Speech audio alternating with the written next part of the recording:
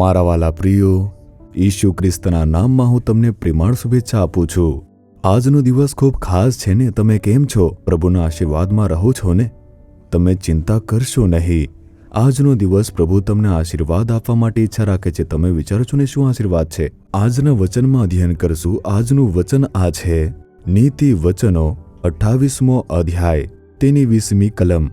વિશ્વાસુ માણસ આશીર્વાદથી ભરપૂર થશે। આમ પ્રભુ કહે છે, મારા પુત્ર મારી પુત્રી, તમે સંપૂર્ણ રીતે આશીર્વાદિત થશો। એક પરફેક્ટ બ્લેસિંગ, આંશિક આશીર્વાદ નહીં, ભરપૂર આશીર્વાદ આપવા માટે વાયદો આપે છે। તમને જરૂરત છે ને? પરમેશ્વર આશીર્વાદ આપવા માંગે છે, પણ આપણે શું કરવાનું છે? વિશ્વાસ યોગ્ય રહેવાનું છે। સંસાર સાથે રહેવાવાળા લોકોને આશીર્વાદ આપતા નથી। ભણવાવાળા બાળકો, ભણવામાં વિશ્વાસ યોગ્ય રહેવાનું છે। માતા પિતાને દગો આપશો નહીં। દગો આપીને ખોટા કામોને કરશો નહીં। વિશ્વાસ યોગ્ય રહેશો તો આશીર્વાદ મળશે। પત્નીએ પતિ માટે વિશ્વાસ યોગ્ય અને પતિએ પત્ની માટે વિશ્વાસ યોગ્ય, બાળકો માતા પિતા માટે વિશ્વાસ યોગ્ય। જો સરકારી કર્મચારી છો તો તેમાં પણ વિશ્વાસ યોગ્ય રહેવાનું છે। વ્યવસાયમાં વિશ્વાસ યોગ્ય। કંઈ પણ કરવાથી જો દગો આપશો નહીં તો પરમેશ્વર જે છે તે ખરેખર આપણને આશીર્વાદ આપશે।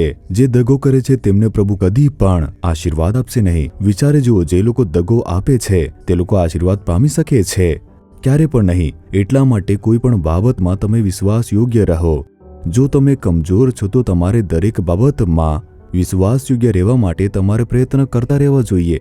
ભૂલ ઉપર ભૂલ નથી કરવું। હંમેશા જે છે વિશ્વાસ યોગ્ય રહેવા માટે જો તમે પ્રયત્ન કરશો તો પ્રભુ તમને ચોક્કસ મદદ કરશે।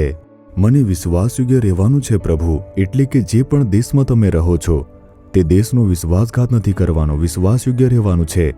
ટેક્સ આપવામાં વિશ્વાસ યોગ્ય અને દરેક બાબતમાં તે દેશને પ્રેમ કરવાનો છે। દરેક બાબતમાં વિશ્વાસ યોગ્ય રહેવાનું છે તો ભરપૂર આશીર્વાદ મળશે।